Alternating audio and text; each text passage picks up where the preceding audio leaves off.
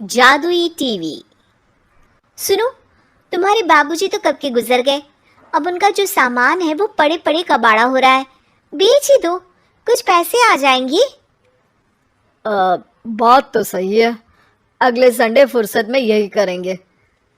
अगले संडे रोहित सारा सामान कबाड़ी को घर बुला के दे देता है।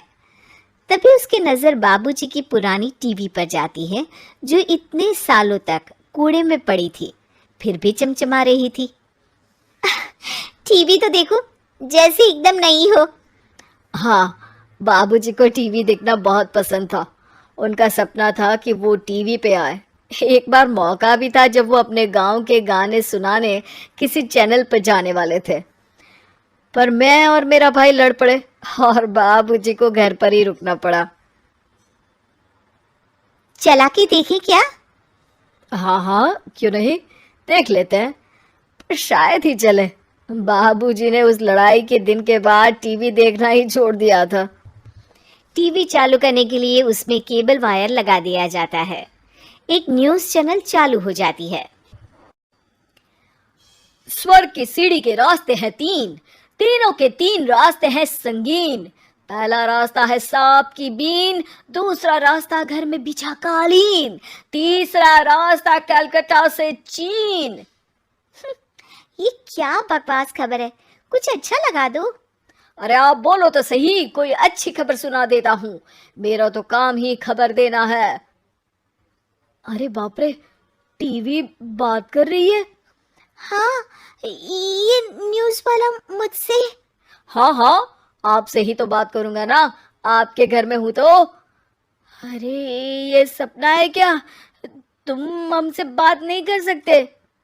अरे सपना नहीं भाई साहब, ये टीवी जादुई टीवी है। बोलो, क्या खबर सुननी है, वरना ब्रेक लेने का टाइम आ जाएगा। सुप्रिया घबरा के टीवी बंद कर देती है। वो क्या था? अरे एक बार और चालू करके देखे, फिर से बात करेगा तो चैनल बदल देंगे। सुप्रिया फिर टीवी चालू कर देती है। अरे ऐसा कोई मुंह पे टीवी बंद करके जाता है क्या? मुझे बुरा लगा आपका नेचर। चाय पानी तो पूछो। सुप्रिया टीवी के बटन से चैनल बदल देती है। अब टीवी पर एक फिल्म चल रही है। अरे ये तो सूर्यवंशम है ना?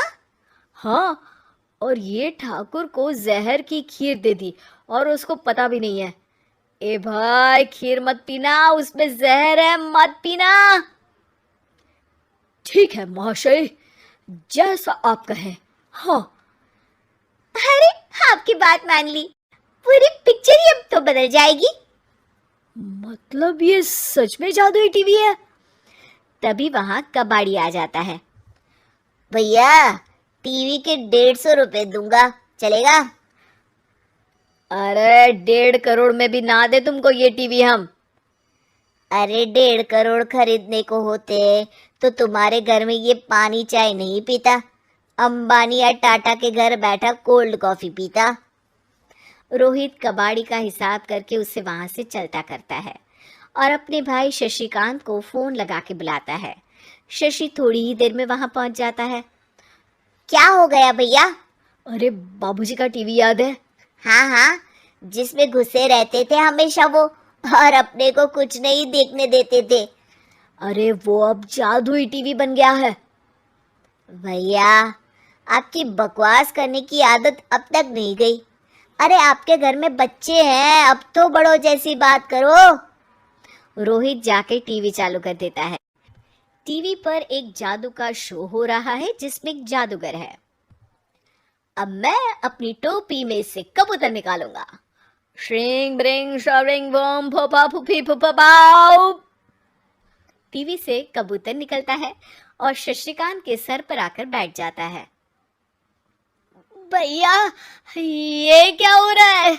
भैया इसे उड़ाओ। ए कबूतर, जा जा, कबूतर चल निकल। अब मैं टोपी में से सांप। सांप सुनते ही शशिकांत कांप जाता है और भाग के टीवी बंद कर देता है। भैया, सॉरी भैया, मैं समझ गया ये सच में जादुई टीवी है, पर एक बार और ट्राई करते हैं। पर भाभी, कोई दूसरा चैनल लगा हुआ, जिसमें डर ना लगे। सुप्रिया टीवी चला देती है और न्यूज़ लगा देती है। अरे कितने दिनों बाद मुझे याद आया, बताइए क्या खबर सुनाओ। और ये नया आदमी कौन है? ये मेरा भाई है शशिकांत। ओह यस, वही है ना जिससे तुम लड़ लिए थे किसी बात पे, और तुम्हारे बुढ़ाओ पिताजी गुस्सा हो गए थे और टीवी को संन्यास दे दिया था। हैं? तुमको कैसे पता ये सब? इस टीवी में रहने वाले आदमी से लेकर कबूतर तक को तुम्हारे बाबूजी और तुम्हारी बातें पता है, इसलिए तो ये जादुई टीवी है। ये टीवी क्या कर सकती है वैसे? तुम जो मांगो दे सकती है। कहानी बदल सकते हो, खबर बदल सकते हो, कोई चीज मांग सकते हो। अरे भैया, ये टीवी मैं लेके जा रहा हूँ। बाबूजी का लाडला तो मैं ही था ना। अरे ऐसे कैसे? मैं बड़ा बेटा था। अब तक मेरे घर में टीवी थी ना। अब तक कहाँ गए थे पिताजी के लाडले? तुम्हारी गलती का एहसास भी है। अरे भैया, ज्यादा ना बोलो वरना भूल गए आपके दांत तोड़ दिए थे मैंने उस लड़ाई में। मेरी बीवी के सामने मेरी बेइज्जती करता है। रुक। दोनों भाई हाथापाई पे उतर जाते हैं। रुक, बताता हूँ तुझे कि कौन बड़ा है। अरे छोटे का दम तो देख लीजिए आप। ये खबर आपके बाबूजी को देता हूँ। तभी टीवी अचानक बंद हो जाता है। अरे शायद टीवी नाराज हो गया। और लड़ लो, आए बड़े खली बनने। टीवी से एक तेज रोशनी निकलती है और टीवी में बाबूजी दिखाई देते हैं। बाबूजी आप? इतना चकरा क्यों रहा है? अपने बाप को नहीं पहचानता क्या? ये तो ऐसा ही है बाबूजी। प्रणाम बाबूजी। अरे चुप कर, तुम दोनों ही उल्टे हो। तुम्हारी वजह से मैंने टीवी में आने के सपने को छोड़ दिया, तुम्हारी लड़ाई की वजह से। और तो और, जितना मैं अपनी बीवी को नहीं देखता था उतना टीवी को देखता था, वो भी छोड़ दिया तुम दोनों की लड़ाई की वजह से। और अब मरने के बाद जब मैंने टीवी को जादुई टीवी बना दिया तो भी तुम इसका फल लेने की जगह लड़ रहे हो। अरे तुम तो लायक ही नहीं हो। अब तुमको बाबा जी का ठुल्लू भी नहीं मिलेगा। बाबूजी चले जाते हैं। टीवी बंद हो जाता है